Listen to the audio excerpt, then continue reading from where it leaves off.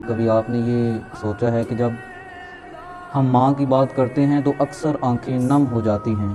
اکثر ہم نے ماں کا تذکرہ سنا ہے کہ ماں اپنے بچے سے بڑا ہی پیار کرتی ہے، بڑی ہی محبت کا اظہار کرتی ہے، لیکن اس کے پیچھے وجہ کیا ہے؟ ماں اپنے بچے کو اپنے ساتھ چپکاتی ہے، نمٹاتی ہے، پیار محبت کرتی ہے، لیکن ایسی بات نہیں کہ والد جو ہے یہ بچے سے پیار نہیں کرتا۔ وہ سارا دن اپنے بچوں کے لیے محنت کرتا ہے، جس کی تھکن، قربانی اور محبت کو ہم اکثر نظر انداز کر دیتے ہیں۔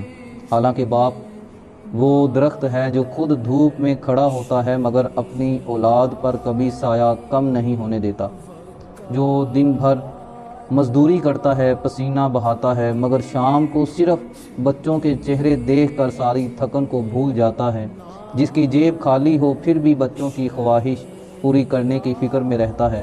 کبھی کسی بڑھاپے کی لکڑی کے سہارے چلتے ہوئے باپ کو دیکھنا، اس کی جھکی ہوئی کمر کو دیکھنا، اس میں تمہارے بچپن کی تھکن نظر آئے گی، اس کے ہاتھوں کی لکیروں میں تمہاری تعلیم، تمہاری خوشیاں اور تمہاری ضروریات چھپی ہوں گی۔ لیکن آج جب باپ بوڑھا ہو جائے تو بعض اولاد کہتی ہے کہ والد سست ہو گیا ہے، اب کام نہیں کر رہا۔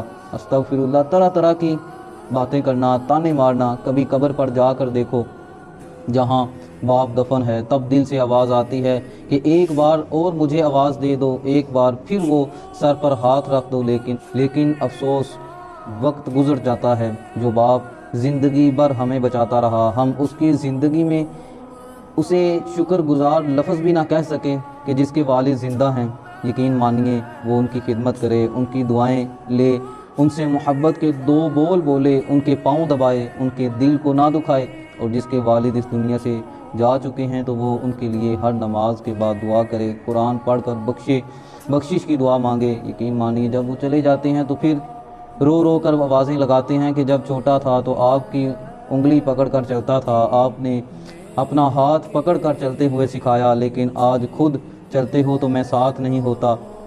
آپ کی جیب میں خواہشیں کبھی نہیں تھیں، صرف ہماری ضروریات ہوا کرتی تھیں۔ آپ کا ہاتھ جب سر پر ہوتا تھا دنیا کی کوئی چیز خوف نہیں دیتی تھی، لیکن آج سب کچھ ہے مگر وہ ہاتھ نہیں ہے۔ آپ ہنستے تھے تو دل کو سکون ملتا تھا، اب صرف تصویر ہی ہنستی ہے اور دل روتا ہے۔ باپ کبھی شکوہ نہیں کرتا، وہ بس خاموشی سے قربانیاں دیتا ہے اور بدلے میں دعائیں کرتا ہے اپنی اولاد کے لیے۔